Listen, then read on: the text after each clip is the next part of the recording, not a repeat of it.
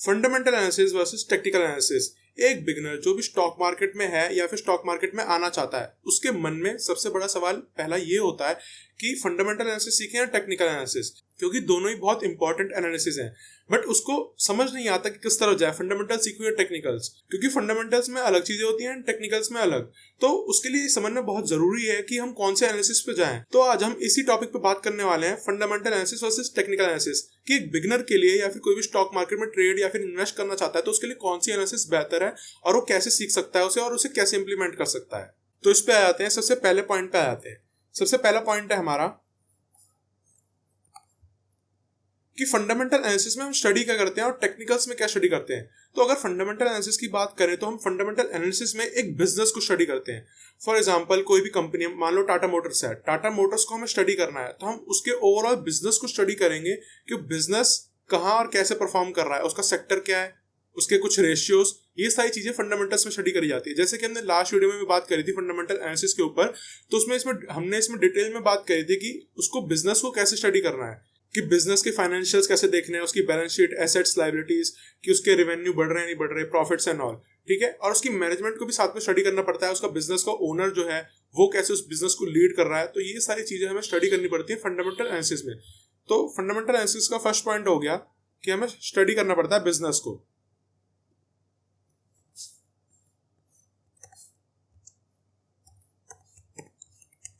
And इसी तरीके से टेक्निकल एनालिसिस में हम चार्ट्स को स्टडी करते हैं। जो technical indicators and price action and all चीजें होती हैं, वो सारी चीजें कवर होती है टेक्निकल्स में। टेक्निकल्स एक्चुअली हम प्राइस को स्टडी करते हैं, क्योंकि किसी भी कंपनी का जो स्टॉक है उसका एक प्राइस होता है, वो प्राइस मूवमेंट होती है, ठीक है। तो उस प्राइस मूवमेंट को हम टेक्निकल एनालिसिस में स्टडी करते हैं एंड उस एनालिसिस को करके हम ये पता लगाते हैं कि स्टॉक का प्राइस यहां से बढ़ सकता है या नहीं। तो अगर इसका फर्स्ट पॉइंट हो जाएगा तो इसमें हम टेक्निकल्स की स्टडी करते हैं, टेक्निकल्स या फिर चार्ट्स,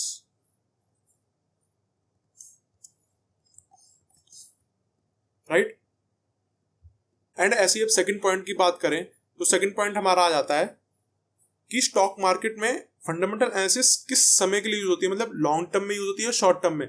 क्योंकि ट्रेड और इन्वेस्ट हम शॉर्ट टर्म भी करते हैं, मीडियम टर्म भी करते हैं और लॉन्ग टर्म भी करते हैं। तो हमारा फंडामेंटल एनालिसिस और टेक्निकल एनालिसिस किस टर्म में यूज होता है, कितने टाइम पीरियड के लिए यूज होता है, उससे हमारा सेकंड पॉइंट आ जाता है। तो अगर फंडामेंटल एनालिसिस की बात करें तो हमारा fundamental analysis specifically long term के लिए यूज होता है, कि आज से कोई बिजनेस फ्यूचर में कितना ग्रो हो सकता है, उसमें कितना पोटेंशियल है, वो सब स्टडी हम बिजनेस को करके करते हैं। तो फंडामेंटल एनालिसिस से हमारा एक लॉन्ग टर्म व्यू आता है कि वो बिजनेस इन फ्यूचर कैसा ग्रो करेगा, उसके मतलब जो भी आज उसका स्टॉक का प्राइस है वो फ्यूचर में आज से 5 साल बाद, 10 साल बाद कितना बढ़ सकता है या नहीं। एग्जैक्टली हम बता नहीं सकते कि कहाँ तक जाएगा कहाँ तक नहीं, बट फंडामेंटल से हम बिजनेस स्टडी कर सकते हैं। और अगर बिजनेस अच्छा होगा, उसके अंदर दम होगा, तो फ्यूचर में ग्रो करेगा ही वो। तो इसलिए फंडामेंटल एनालिसिस के सेकंड पॉइंट में हमारा आता है कि ये लॉन्ग टर्म के लिए यूज होता है। ऐसे ही अगर टेक्निकल एनालिसिस की बात करें तो ये भी लॉन्ग टर्म के लिए यूज होता है? नहीं। टेक्निकल एनालिसिस बेसिकली हम प्राइस एक्शन की स्टडी करते हैं, चार्ट्स की। तो उसमें हम एक शॉर्ट टर्म पीरियड को, वो 1 दिन भी हो सकता है, 2 दिन भी हो सकता है, 1 महीना 2 महीना भी हो सकता है। तो टेक्निकल एनालिसिस में हम नॉर्मली 1 साल के अंदर अंदर या मैक्सिमम 2 साल तक भी, इतने टाइम पीरियड के अंदर अंदर को स्टडी करते हैं। तो ये थोड़ा शॉर्ट टर्म पीरियड हो जाता है। अगर हमें शॉर्ट टर्म में ट्रेड करना है या फिर कुछ टाइम के लिए इन्वेस्ट करना है तो उसके लिए हमें टेक्निकल्स की जरूरत पड़ती है, क्योंकि फंडामेंटल एनालिसिस हमारा लॉन्ग टर्म के लिए काम आएगा, शॉर्ट टर्म के लिए नहीं। क्योंकि एक कंपनी आज से 10 दिन बाद बढ़ेगी नहीं बढ़ेगी, उसका स्टॉक का प्राइस इंक्रीज होगा या नहीं, ये आपको टेक्निकल्स के चार्ट्स बता सकते हैं बिजनेस को जान के। क्योंकि अगर एक बिजनेस में अच्छा होगा, कोई बिजनेस अच्छा है, ग्रो होगा, तो फ्यूचर में तो ग्रो होगा, बट 10 साल बाद होगा या नहीं, है कि उसकी गारंटी कैसे ले सकते हैं, वो टेक्निकल से ही पता लग सकता है। तो इसलिए जो हमारा टेक्निकल एनालिसिस है वो हमारा शॉर्ट टर्म के लिए यूज होता है।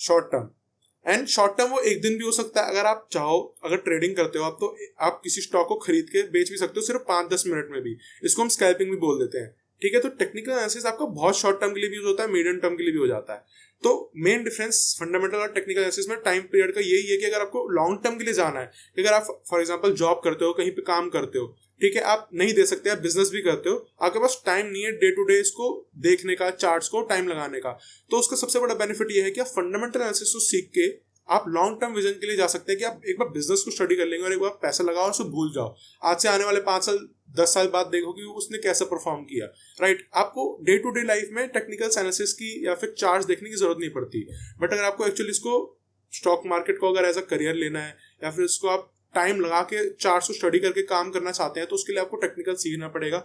उससे आप डे टू डे लाइफ में ट्रेड करके उससे भी पैसे कमा सकते हैं। And let's get to the third point. Third point में हमारा यही आ जाता है कि अगर कोई हम स्टॉक परचेज कर रहे हैं और उसको लॉन्ग टर्म के लिए होल्ड कर रहे हैं तो उसमें हमारी अपॉर्चुनिटीज जो है उसमें कम मिलती है हमें। कि अगर हम स्टॉक करेंगे 5-10 साल के लिए हमने खरीदा, उसमें रिटर्न हो सकता है अच्छा बने, बट अपॉर्चुनिटीज कि हम जितनी बार उसमें इन्वेस्ट करेंगे, मतलब मान एक बार इन्वेस्ट किया और भूल गए, तो उसमें जो अपॉर्चुनिटीज हैं ट्रेड करने की या इन्वेस्ट करने की बहुत लिमिटेड होती है। कि 5 साल 10 साल आपने मतलब मान लो कुछ स्टॉक में इन्वेस्ट करा, उसके बाद आपको कुछ करने की जरूरत नहीं है। बट अगर आप टेक्निकल एनालिसिस पे जाते हो तो आपको day to day daily time पे ही आपको उसकी अपॉर्चुनिटीज ज्यादा मिलेंगी, आपको डेली स्टॉक्स मिलेंगे जिसपे आप बाय सेल कर सकते हो। तो अगर लॉन्ग टर्म होता है, जितना ज्यादा लॉन्ग टर्म उतनी ज्यादा अपॉर्चुनिटीज कम होती जाती हैं, और जितना आप टेक्निकल एनालिसिस पे जाओगे उतना आपका अपॉर्चुनिटीज बढ़ जाएंगी, क्योंकि वो शॉर्ट टर्म पीरियड के लिए होता है। आपने एक बार ट्रेड लिया, उसको 1 घंटे में एग्जिट भी कर दिया, तो आप नेक्स्ट अपॉर्चुनिटी ढूंढ के उसमें और कर सकते हो। तो अगर आप इसको एक्टिवली करना चाहते हो स्टॉक मार्केट को और उससे रेगुलर इनकम बनाना चाहते हो तो एक आप टेक्निकल एनालिसिस की साइड जा सकते हो और उसको ज्यादा अपॉर्चुनिटीज मिलेंगी, तो उसको में आप ज्यादा टाइम उसको कैपिटल भी ग्रो कर सकते हो। बट ये पॉइंट नहीं है कि अगर आप फंडामेंटल एनालिसिस करोगे तो कम पैसा मिलेगा क्योंकि लेस अपॉर्चुनिटीज है, ये ऐसा नहीं होता। क्योंकि अगर आपने एक बिजनेस में पैसा लगाया, वो ग्रो होगी तो मल्टीपल टाइम्स ग्रो होती है। बट अगर हम टेक्निकल एनालिसिस करते हैं तो उसमें भी मल्टीपल टाइम्स ग्रो छोटे टर्म में भी हो सकता है, बट हमें रिस्क मैनेजमेंट के साथ करना होता है, तो वो एक्चुअली सोचना पॉसिबल नहीं है, क्योंकि जितना बड़ा प्रॉफिट होगा उतना बड़ा रिस्क भी होगा। तो दोनों ही एनालिसिस अपनी अपनी जगह अच्छी हैं, बट ये मैटर करता है कि आपको कौन सी सूट करती है। सो थर्ड पॉइंट हमारी यही हो गया कि फंडामेंटल एनालिसिस में आपको लेस अपॉर्चुनिटीज मिलेंगी as compare to technical analysis, क्योंकि फंडामेंटल एनालिसिस हमारा लॉन्ग टर्म के लिए होगा, जितना ज्यादा लॉन्ग टर्म उतनी ज्यादा अपॉर्चुनिटीज कम हो जाती हैं।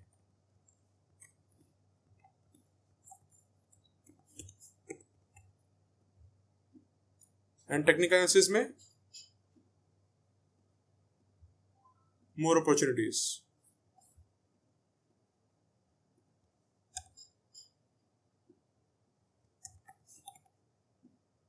एंड फोर्थ पॉइंट अब हमारा आता है कि फंडामेंटल एनालिसिस के लिए उसको एनालाइज करने के लिए हमें ज्यादा टाइम इन्वेस्ट करना होता है। कि अगर आप किसी बिजनेस को स्टडी करना चाहते हो, उस बिजनेस को स्टडी करने के लिए आपको उसके बिजनेस को पूरा डीपली जानना पड़ता है कि वो किस सेक्टर में है, कैसे काम कर रहा है, उसके फंडामेंटल्स पूरे चेक करने पड़ते हैं, डिफरेंट डिफरेंट रेशियोज, उसमें होल्डिंग्स किसकी कितनी है, उसके कंपटीटर्स कैसे परफॉर्म कर रहे हैं। ये ओवरऑल लुक जान के आपको पूरा स्टडी करना पड़ता है फंडामेंटल एनालिसिस में। और आपको पता होगा ये चीज, ये स्टॉक मार्केट न्यूज से भी इफेक्ट होता है। हमारी इकोनॉमी में कहीं पे वॉर चल रही है, किसी 2 कंट्री की लड़ाई हो रही है, तो उससे भी स्टॉक मार्केट इफेक्ट होता है। अगर कहीं पे लड़ाई हो रही है, कुछ बैड न्यूज है, तो उससे स्टॉक मार्केट फॉल करता है। और कहीं पे कुछ अच्छा हो रहा है, कुछ इनोवेटिव हो रहा है, कुछ ग्रोथ हो रही है, तो उसके हिसाब से स्टॉक मार्केट इंक्रीज भी करती है। फॉर एग्जाम्पल एक कंट्री बहुत अच्छे सा काम कर रही है, ग्रो कर रही है हर सेक्टर में, तो उसके हिसाब से पूरा स्टॉक मार्केट भी बढ़ता है, राइट। क्योंकि एक कंट्री बनी है बिजनेस से, जीडीपी ओवरऑल जैसे बिजनेस काम करेंगे कंट्री भी वैसे ग्रो करेगी। तो फंडामेंटल एनालिसिस में आपको ज्यादा टाइम इन्वेस्ट करना पड़ता है उन बिजनेस को स्टडी करने के लिए। बट इतने सारे चीज होते हैं उसमें स्टडी करने के लिए कि कई बार कुछ पॉइंट मिस भी हो सकते हैं। इसलिए आपको एक डाटा भी चाहिए होता है ज्यादा फंडामेंटल एनालिसिस करने के लिए, एक थोड़ा अप्रोच भी चाहिए होती है कि आप अगर मान लो किसी के पास ज्यादा पैसे हैं, कोई किसी कंपनी में इन्वेस्ट कर रहा है, उसके पास ज्यादा पैसे हैं, तो वो किसी कंपनी से डायरेक्ट जाके मिल सकता है, उसकी मैनेजमेंट के साथ जाके मीटिंग कर सकता है, जानने के लिए कि उसकी कंपनी कैसा कर रही है, उसके फाइनेंशियल्स कैसे हैं डीप इनसाइड। क्योंकि जो बाहर से दिखता है वो कंपनी में अंदर की साइड बिल्कुल डिफरेंट होता है। तो अगर आपको थोड़ा अच्छे से कंपनी को जानना है तो आपको ज्यादा डाटा और ज्यादा नॉलेज की जरूरत होगी। But as a retail trader हमारे पास ज्यादा इन्फॉर्मेशन नहीं होती, बट आज के टाइम पे कुछ वेबसाइट ऐसी हैं जो बहुत सारे डाटा प्रोवाइड कर देती है हमें ऑनलाइन ही। तो बट ये थोड़ा टाइम टेकिंग है, इसलिए आपको इन्वेस्ट करना पड़ेगा ज्यादा टाइम फंडामेंटल एनालिसिस में। तो उसी से हमारा फोर्थ पॉइंट आता है that you need to invest more time.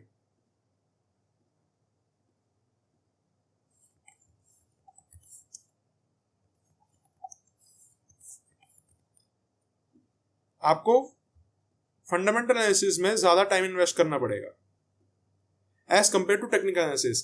अगर टेक्निकल एनालिसिस की बात करें तो अगर एक आप टेक्निकल्स को स्टडी करते हैं, चार्ट्स को स्टडी करते हैं, तो अगर आप एक बार एक्सपीरियंस हो जाते हैं तो एक स्टॉक को एक पर्टिकुलर टाइम पे स्टडी करने के लिए आपको 5 से 10 मिनट से ज्यादा बिल्कुल नहीं लगते। तो आप फटाफट चार्ट्स को, उनके पैटर्न्स को समझ के उस पर ट्रेड भी ले सकते हैं। तो टेक्निकल एनालिसिस में आपको लेस टाइम इन्वेस्ट करना पड़ता है as compare to fundamental analysis.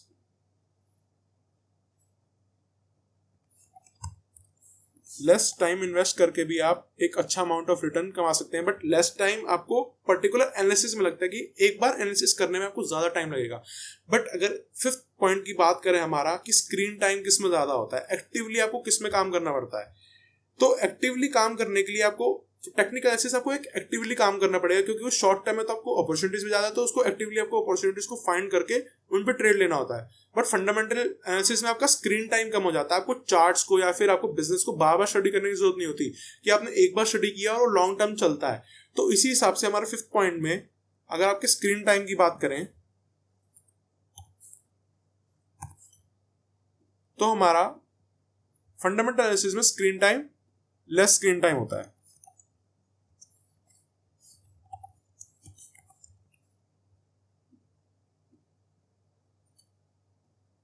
And technical analysis हमारा एक्टिवली काम होता है, इसलिए हमारा उसमें स्क्रीन टाइम इंक्रीज हो जाता है।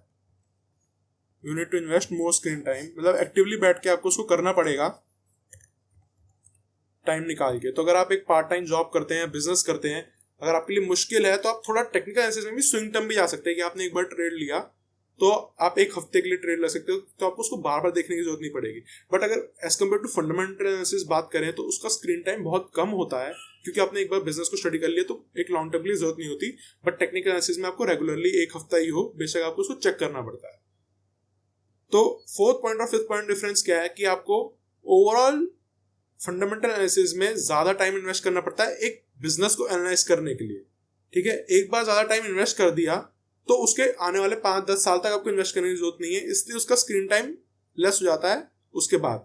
ठीक है, बट आपको टेक्निकल एनालिसिस में आप लेस टाइम लगेगा, आपको उसको टेक्निकल एनालिसिस को करने में तो कम टाइम लगेगा, बट आपको उसको एक्टिवली करना पड़ता है, इसलिए आपका स्क्रीन टाइम बढ़ जाएगा।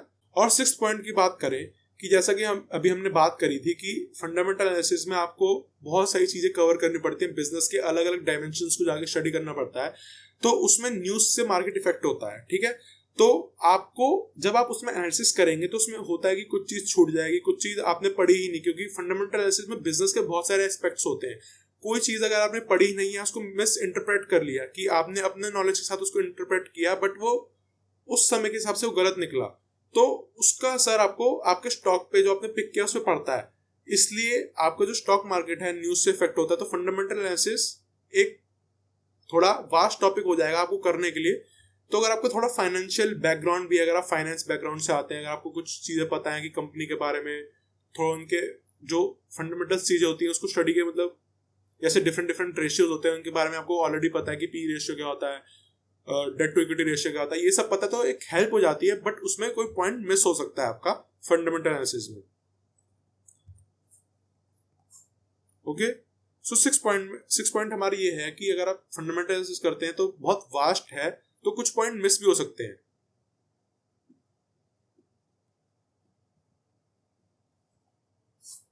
तो जो हमारे सम फैक्टर्स हैं वो मिस हो सकते हैं।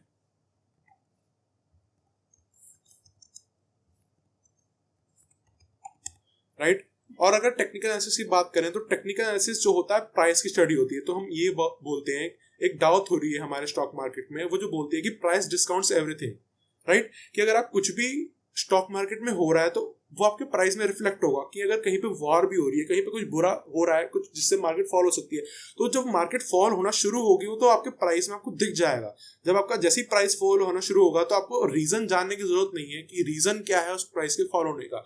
जैसे इस प्राइस फॉल होगा तो आप अपना अगर ऑलरेडी ट्रेड ले रखा है तो उसे कट कर सकते हैं, या फिर एक न्यू ट्रेड शॉर्ट साइड बना सकते हैं, एंड शॉर्ट साइड भी पैसे बना सकते हैं। और ऐसे अगर कुछ स्टॉक मार्केट बढ़ रही है किसी गुड रीजंस के कारण, तो आप उसको बाय कर सकते हैं, क्योंकि आपके प्राइस में वो ऑलरेडी आपको दिख जाएगा, क्योंकि अगर कुछ भी होगा तो प्राइस पे रिफ्लेक्ट होगा।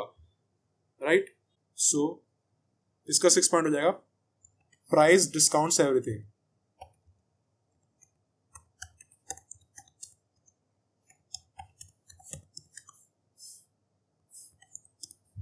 राइट, सो ये कुछ 6 पॉइंट थे जिसमें हमने स्टडी किया है फंडामेंटल एनालिसिस और टेक्निकल एनालिसिस को कि उनके बीच में मेन डिफरेंस क्या है। बट अब इससे आपको ये मैटर करता है कि एक जो बिगिनर है उसको किस तरह जाना चाहिए। तो अगर हम बात करें कि आपको चूज कौन सा करना चाहिए, अभी आप फंडामेंटल एनालिसिस या टेक्निकल एनालिसिस, तो उसके लिए सबसे मेन ये है कि आप अपनी पर्सनैलिटी को देखो, आप अपने बैकग्राउंड को देखो कि आपके पास कितना टाइम अवेलेबल है। आप इसको एक्टिवली करना चाहते हो या पैसिवली करना चाहते हो। एक बार आप टाइम लगा के कुछ साल में रिटर्न चाहते हो या आप इसको एक्टिवली इसमें काम करके ट्रेड करना चाहते हो। तो इन पॉइंट्स को समझ के आप अपने लिए अंडरस्टैंड कर सकते हो कि मेरे लिए कौन सा सूट करता है। बट अगर फंडामेंटल एनालिसिस की बात करें तो फंडामेंटल एनालिसिस में टेक्निकल्स भी एक जगह यूज होता है कि अगर आप किसी कंपनी को लॉन्ग टर्म के लिए बाय कर रहे हो और अगर आपको टेक्निकल्स की नॉलेज है साथ में, तो आप उसको राइट प्राइस पे बाय कर सकते हो, क्योंकि टेक्निकल्स का सारा है काम प्राइस का।